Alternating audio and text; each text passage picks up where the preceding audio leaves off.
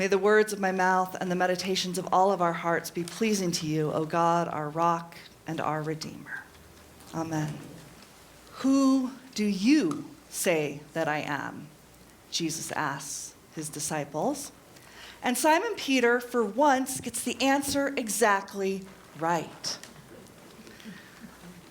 But given Jesus' enthusiastic response, this has to be more than mere intellectual knowledge of Jesus' identity that Simon Peter is giving here. He has said, "You are the Messiah, the living Son of God." He has walked with Jesus for a long time. He has seen miracle after miracle, healing after healing. He has eaten and served miraculous bread. He has heard Jesus' teachings and learned what Jesus has to say about who he is and why he came. And the text says, he has been revealed that this is the Messiah from heaven. This has been revealed to him. This is Peter's way of saying more than, I get my Jewish history, I understand my theology, I can ace this quiz on messianic identity. This is Simon Peter saying, you are the one we have been waiting for. You are the one I have been waiting for. You are the one who God promised, the one who will fulfill God's promises, the one who will bring salvation, healing, restoration, repair to the whole world. You are the Messiah, the Son of the living God. And here Peter moves from just being a student of a revered teacher to something more. In fact, he pledges his allegiance to Jesus as the Messiah here. He pledges to follow Jesus as the one who has come to bring salvation. He is not pledging his allegiance to Rome, which Rome demands. He is not pledging his allegiance to some abstract idea of a Messiah, or even to the popular ideas of who Jesus is at the time, but to Jesus, the Messiah, who is standing right in front of him. And Jesus then responds by naming Peter as well, and saying, no longer Simon Peter, but you are Petros, and on this Petra, rock, I will build my church. Just as Peter is given divine insight into who Jesus is and reveals Jesus' identity, Jesus then reveals to Peter his identity and calls him into a specific ministry of being the foundation of this new community, this church that Jesus is building. Today, we are asked the question, who do you say I am?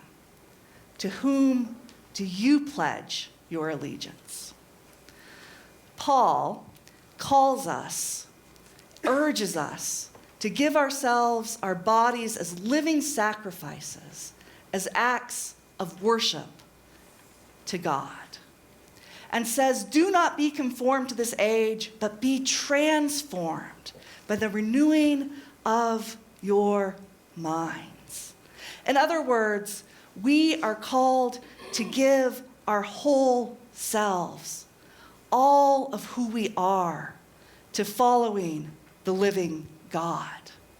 We are called to worship not just in word, not just with our mouths, but with what we do, with our everyday lives, with all of how we live. And we are told, do not be conformed to this age. Well, it is very, very difficult not to be conformed to whatever age it is that we live in. When Peter was asked, who do you say I am? He did not give his age's answer to that. His age said Jesus was John the Baptist, or Elijah, or a prophet. when we are asked, "Who do you say I am?" will we give our age's answer to that question? Will we say, "You are the God who we make over in our own image, who votes liberal or conservative just like us, and coincidentally hates all the same people we do"?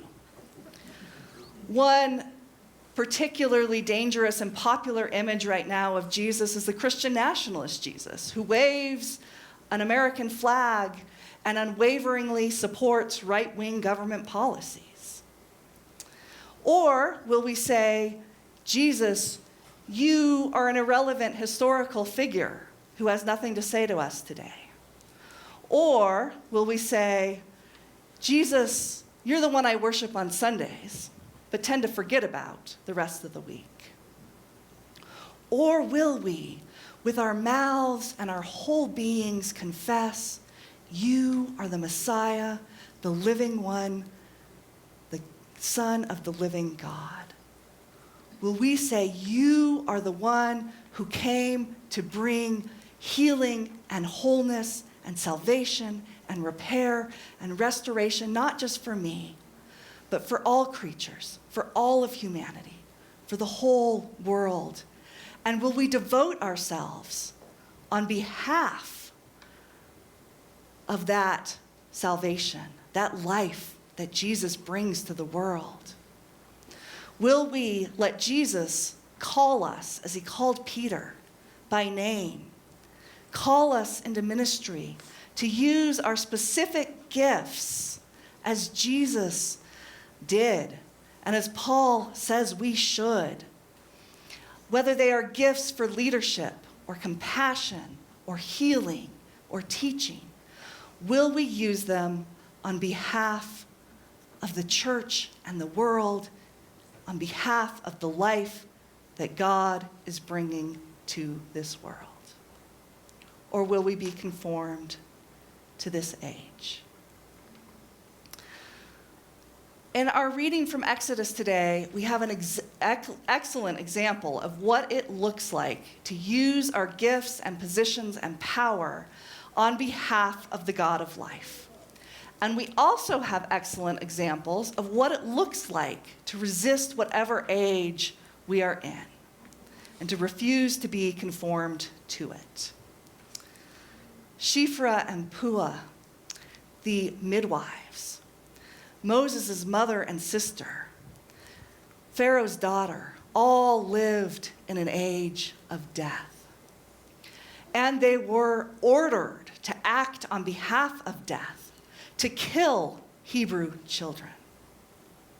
The midwives, Shiphrah and Puah, they outright defy and resist Pharaoh and trick him, and use their gifts for bringing life into the world the way they were meant to be used. Moses' mother actually technically obeys Pharaoh. She puts her son in the river, but she includes a boat and puts him where she likely knew that Pharaoh's daughter bathed. Moses' sister, she cleverly devises a plan that allows Moses' mother to parent the child she had to give up.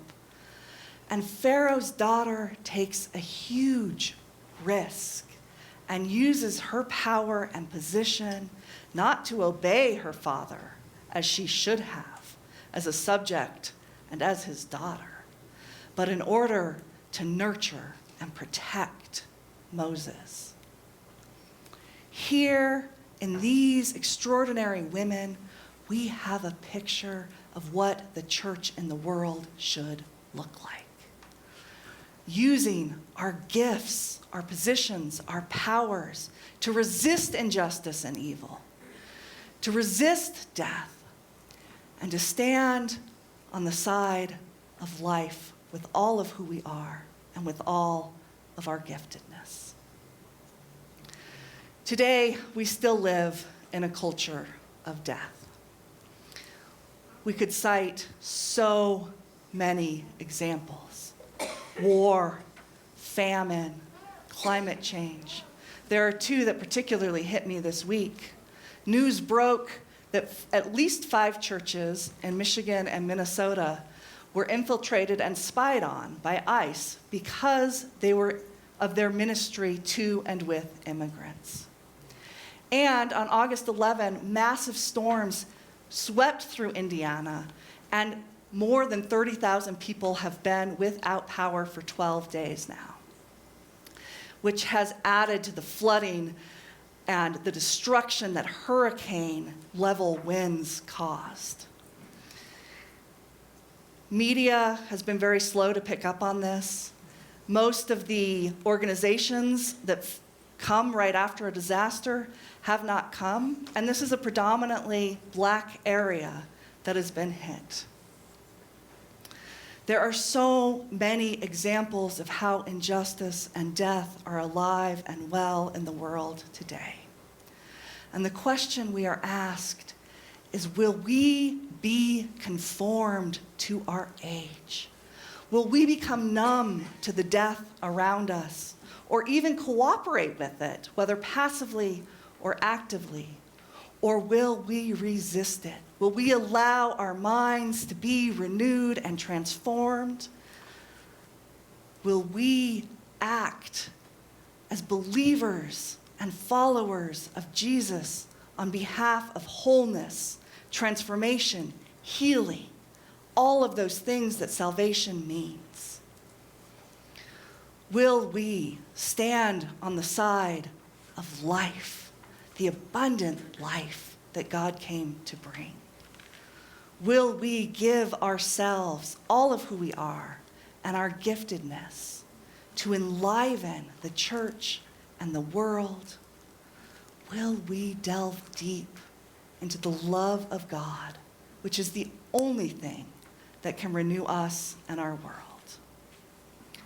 May it be so. Amen. Amen.